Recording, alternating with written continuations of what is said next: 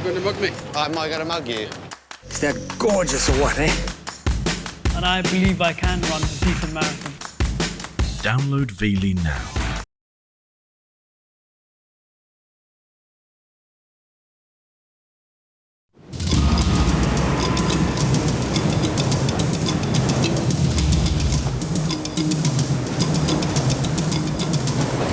Dear Hector, the only way to arrive in Africa is the way the great explorers of history did, by boat. For centuries they sailed here where the Atlantic meets the Indian Ocean off the southern tip of Africa, hoping to find a quick route to India. And that's why it's called the Cape of Good Hope. In 1652, one Jan van Riebeck from the Dutch East India Company decided to set up a few shops and stores here to serve the passing ships, and Cape Town was born. So here's one of me heading for port full of good hope for a culinary adventure under the African sun.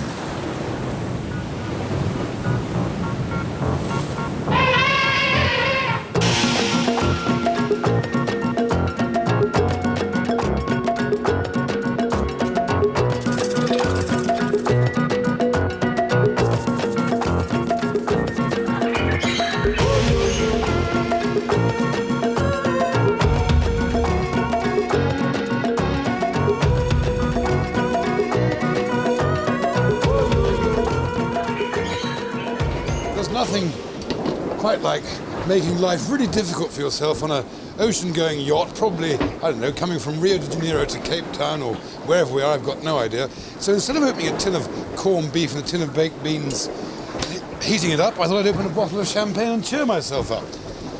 Local South African champagne, very nice stuff indeed. And I thought, what a nice idea it would be to cook a few mussels. There's a pot of wine boiling away on my gimbaled stove. So into the gimbaled stove, we'll add a sprig, if you can come on round here. Just push him forward, don't worry about that. Some parsley into there, stay with it if you like, on backwards and forwards. We could have done this in the harbour, but we're not like that. We like to make life really, really awkward. Some thyme and some garlic into there as well. Good fun, Chris, isn't it? Point the camera properly, dear. A few peppercorns go into there as well. And a few finely chopped onions go in. This truly is moule marinière in the best sense of the tradition. And then, if you can get someone to hold my glass, thank you very much indeed, I'll just pop these wonderful Cape mussels into the pot. The reason this sequence is so ragged is that I'm having to direct it myself because the poor old director is over the side of the boat, leaving his breakfast and last night's curry into the Indian Ocean, or the Atlantic Ocean, or wherever it is we actually are at the moment. So, when this swings back a little bit, we're going to have a loving close-up on the mussels in white wine, butter, parsley, garlic, and to make it sensationally good, we're going to add a drop of champagne as well. In fact, quite a nice drop of champagne. Close as you can get to that, and to the body. This is wonderful fun. Okay, the lid goes on, they bubble away till the shells open.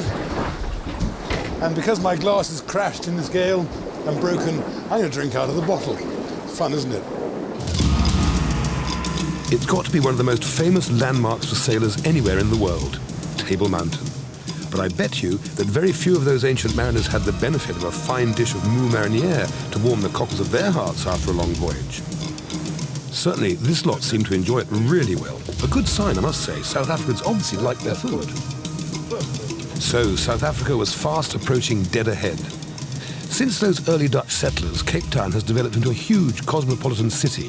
With its beautiful coastline and pleasant climate, it's now become the fashionable spot to live and work. It's the legislative capital of the country too, but apart from that, it's a bit like any seaside town. But never mind the fashionable bit, I was keen to get straight to where the real action is, the township.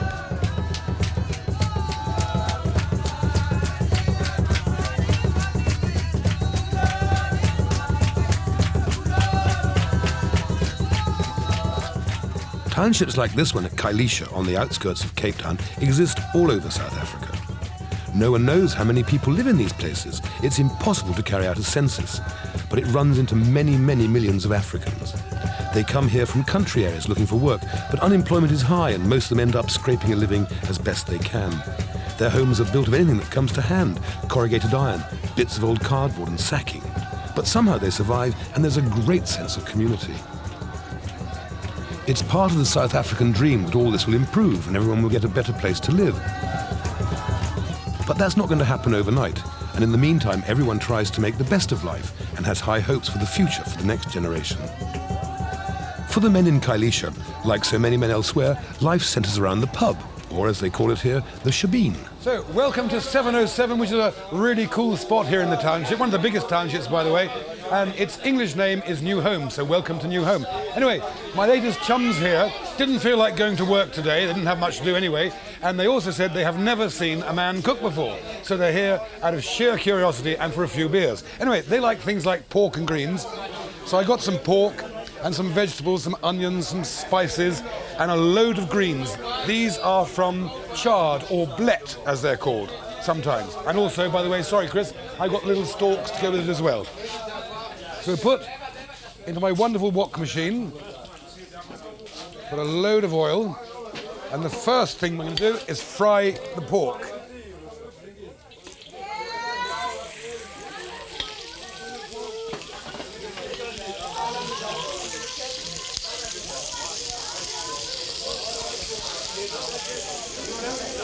Now, while that's browning, incidentally, if I look a bit pale or green or something this morning, it's not because I had a late one last night at all, definitely not. It's because there's a funny green Perspex roof here.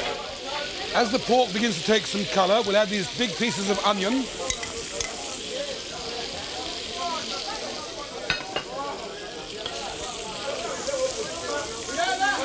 Now, we'll chuck in a load of cloves of garlic.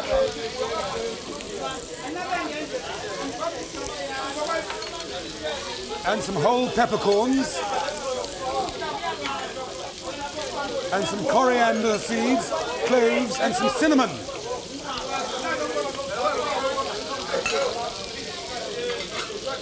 Then we'll pop in a bit of star anise, and a couple of bay leaves. And then we'll stir in some celery and some leeks. All while still being fried. The whole part of this dish is to fry and fry and fry. We add liquids and stocks later.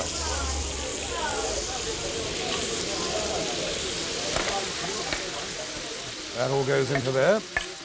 I'm also adding some fresh green peppers, some dried red chilies, and some coarsely cut parsley and fresh thyme.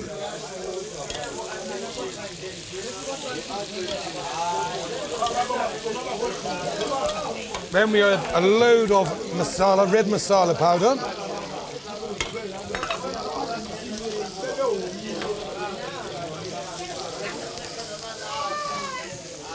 Then into that, I add a little vegetable stock.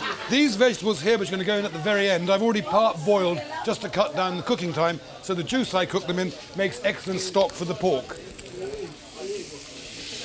That has to simmer away till it's all cooked, about 20 minutes or so, and then I'll prepare the greens. While that's cooking, there's time for a bit of music from this wonderful band I've just found.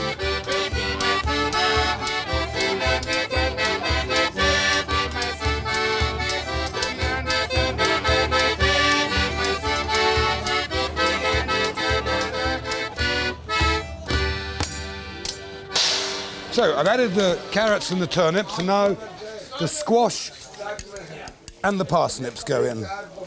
So last bit of all is just to cook the greens. The white bits of the greens, which doesn't make sense, they go in first.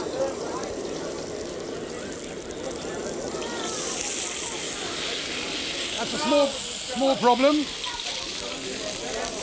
Then the rest of the cabbage on top. Now we should have a small amount of fun, and we'll get a victim to try it and see if they like it or not.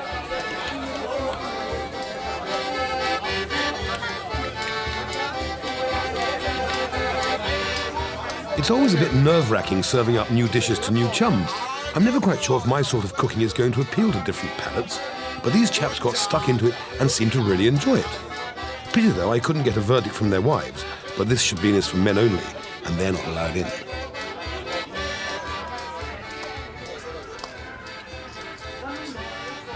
I'm glad I started my Africa trip in a township. there aren't many modern facilities in these places. There's very little electricity. Running water is a rarity. So to cook, you have to go back to basics, with charcoal burners and paraffin stoves. And that set the trend for the rest of my adventure.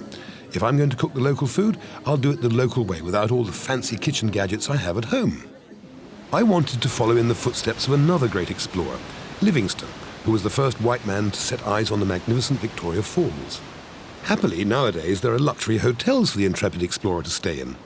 The Victoria Falls Safari Lodge is where I pitched up, set in the middle of 160,000 acres of wild bushland on the banks of the Zambezi.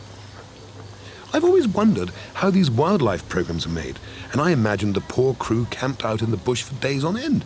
Why bother? They could book themselves into a place like this, pour a cooling beer, and wait for the animals to turn up on cue. Every day, this convenient waterhole attracts elephants, lions, all kinds of antelope, and these fine beasts. No danger of being attacked at this distance, which is just as well, as these buffalo have a reputation for turning nasty if they take a dislike to a chap. Hard to believe, really, as they look a bit like a herd of pedigree Aberdeen Angus having a cooling drink by the river. All right, just open your legs, Keith. As you can see, it's a bit cosy. Very cosy.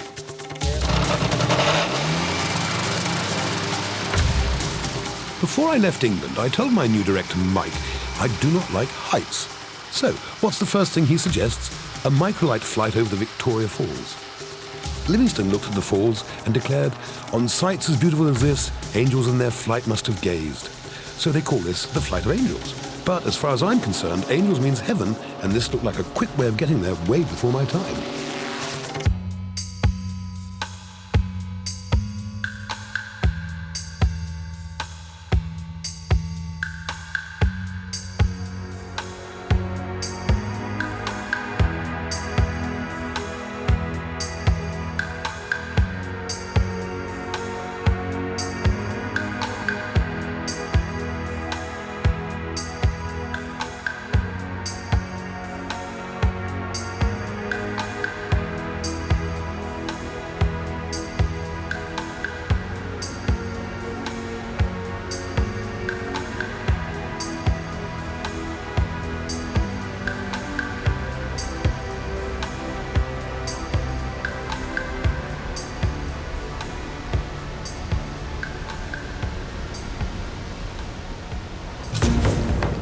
I'm sure if Dr. David Livingston had been alive today, he would have had a go at the microlight. But I wanted to see the place in the same way that he did. And that meant taking to the Zambezi River in a canoe. Livingston was a dour Scotsman whose one great passion was missionary work in South Africa. But when he got there as a member of the London Missionary Society, he fell out with many of his colleagues, and so he and his wife set off on their own to set up missionary stations. On one of these trips, back in 1851, he saw the Zambezi River for the first time, and this must have whetted his appetite for exploration. Hell of white water and waves with teeth like bananas. Brilliant. Having discovered a route to the west coast, he set out to find an outlet to the east, and boarded a dugout canoe upriver from here, where he had heard the local Tonga tribesmen's tales about the magnificent natural phenomenon, the falls. But this is as far as he got by boat. The falls stood as a major obstacle in his way, and he stepped ashore here at what they call Livingston Island. The locals called the falls the Smoke That Thunders, but Livingston, being a patriotic chap, renamed them after his queen, Victoria. It's not all luxury on these trips, you know, and this tent was to be my home for a while. A bit worrying, since I'm told the occasional elephant has been known to pop across here for an evening meal, and the tent isn't exactly elephant-proof. The temperature is in the 90s, but I bet old Livingston had a string of porters to keep him cool. Never mind, let's get on with some work. I can remember from my history lessons and from my geography lessons at school hundreds and hundreds of years ago that the Victoria Falls are 1 mile wide, and it's a constant spray and spume and mistiness and a huge roar. Why is it when the Floyd program visits somewhere like the falls, it's shut? It's only down to a third of its normal size because there's been no rain for months and months and months. But the same thing happened to Dr. David Livingston. When he came in here in November 1885, he'd heard from the local natives around the place that there was this thunder, this mist that thundered. And when he came here, he too was disappointed. But you have to admit, for all of that, all the falls, or only half the falls, it is the most spectacular location. And to celebrate, as if by good fortune, I even caught a fish today.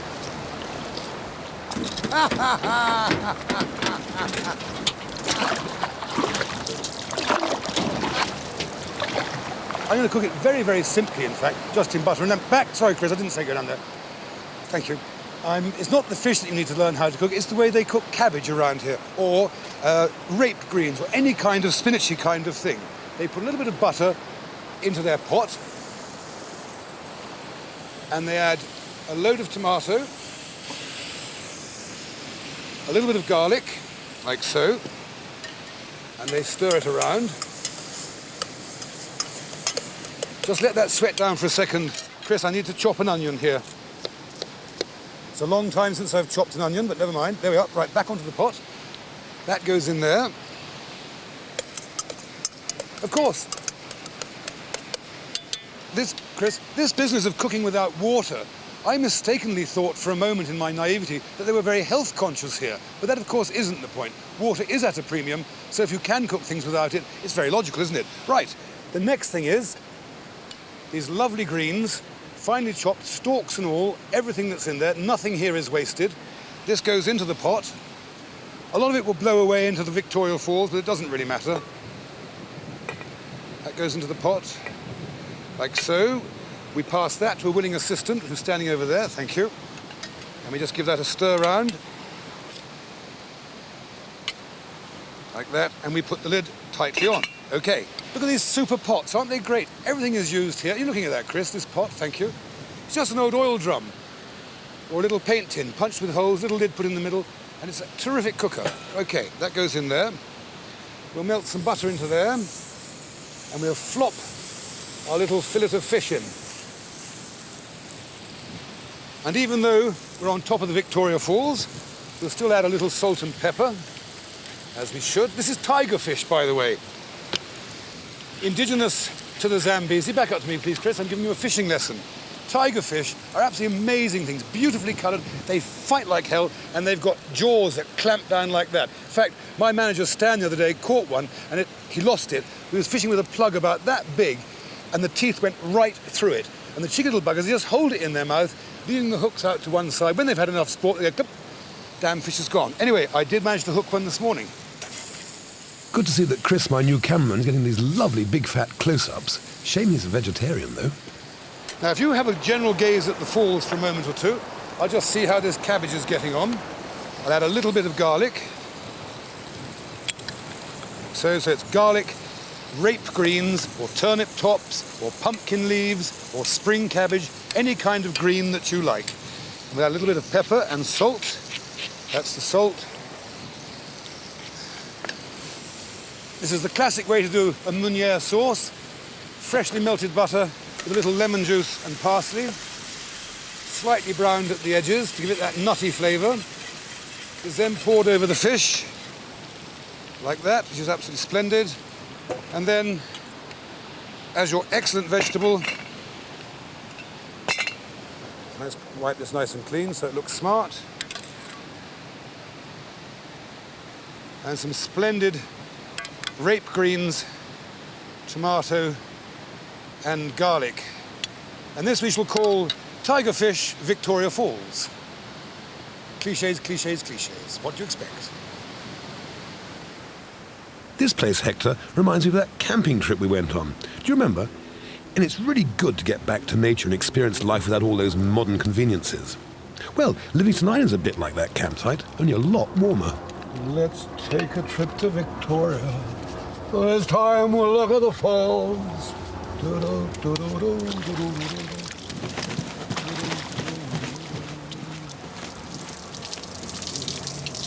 Oh, the hills are alive with the sound of hippopotamuses.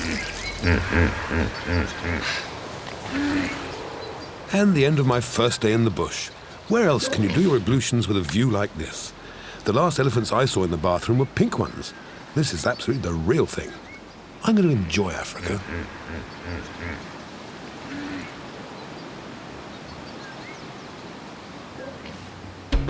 Those few glimpses of big game got me rather excited, so I'm off on safari to the Kruger National Park.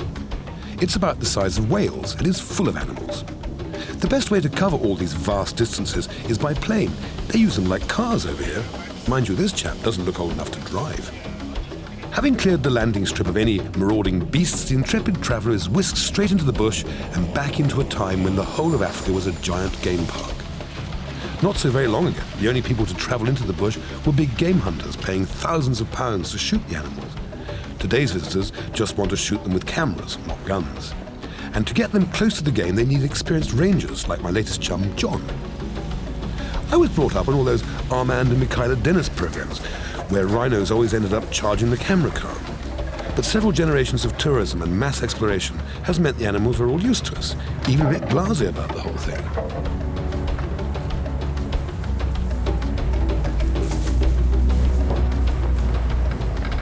This is called a white rhino, even if it's not actually white. Once they roamed freely across the continent, but now they're confined to the few game reserves where they're protected from poachers anxious to cut off their horns to sell as an aphrodisiac.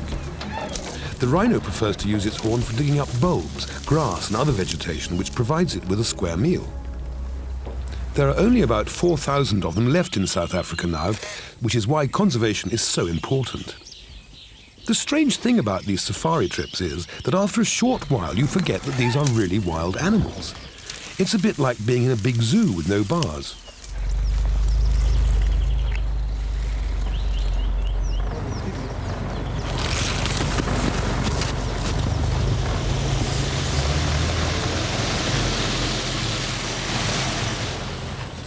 The rangers say it's terminally dangerous to step out of the vehicle, and they have no end of gruesome stories about foolish tourists who have met a sticky end by doing just that. Of course, it could be just to frighten you and add to the excitement, but I, for one, am not prepared to take the risk with this leopard. Particularly as she's heavily pregnant and guarding her lunch up a tree. Leopards are nature's epitome of single mums, as father disappears the moment he's put her in the family way. Life's tough in Africa.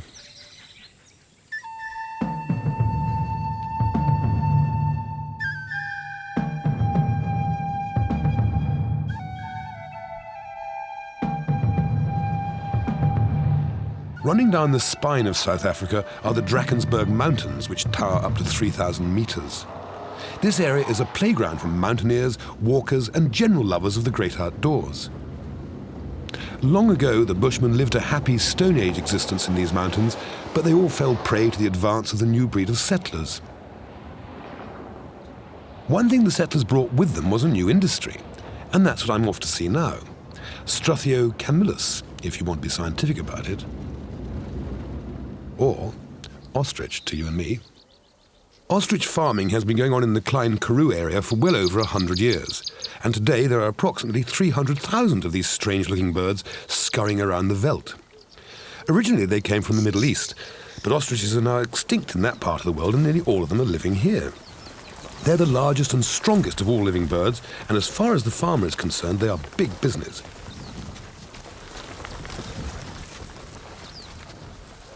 Never, ever, ever, they said, work with animals and children. This ex-director we just fired this morning, Mike Connors, got this brilliant idea of, no, we're not, Mike, seriously, surrounding me with ostriches. Now, ostriches do not bury their head in the sand, although I feel a bit like doing that because it seems a shame to invite them to lunch and then eat one of them. But that's precisely what we're going to do, because ostrich meat is, which is down here chopped up, by the way, Chris, is really good stuff. It's low in cholesterol, it's very flavoursome, it has a good gamey flavour. You can stir fry it, you can use it as steaks, you can casserole it, you can do what you like with it. And I'm simply going to make a casserole, using again my trusty wok.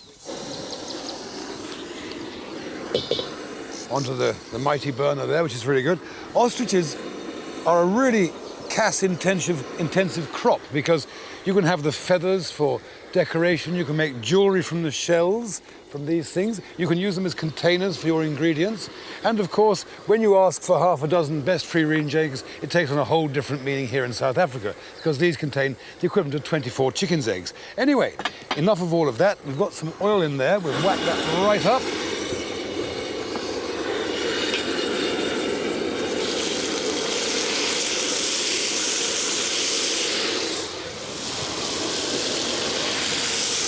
Onions go in next. Just brown the meat and the onions for a little while.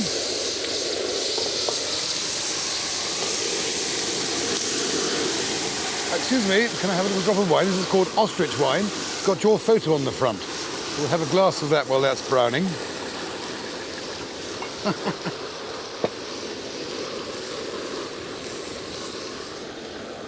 I can see some complaints coming in here, ostriches around us, wildlife, animal rights and stuff like that. But I can assure you these things are beautifully reared. Even when they take their feathers from them, it's done in the most humane way. And of course, when they're ready for the table, at about 15 months, they're dispatched in the most humane way as well.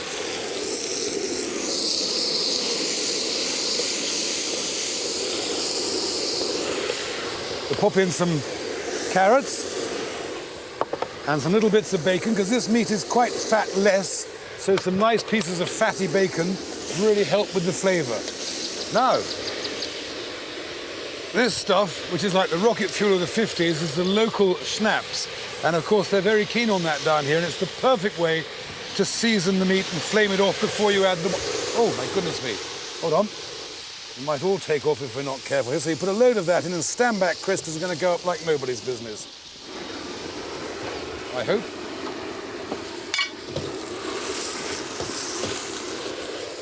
You've just nicked my water. I told you not to do that. Anyway, into that we pour a large bottle of red wine.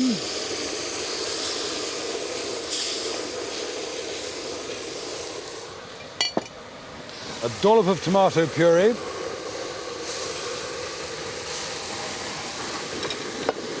And just let it simmer away. If you'd like a lightly fried egg for breakfast, this is the one for you.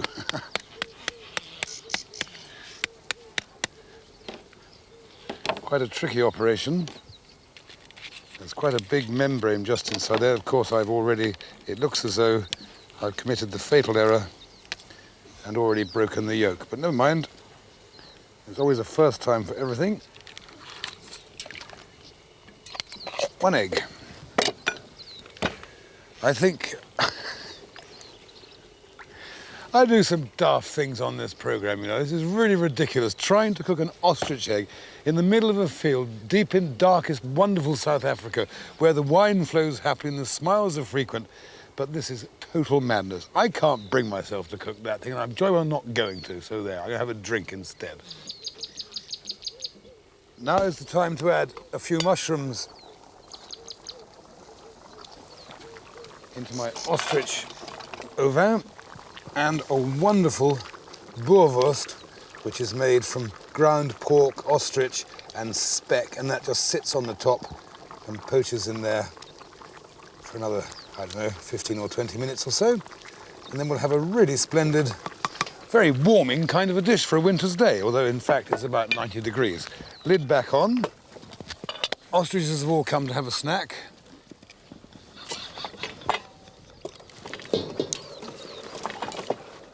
And so another cooking sketch ends in total chaos as the birds fight back.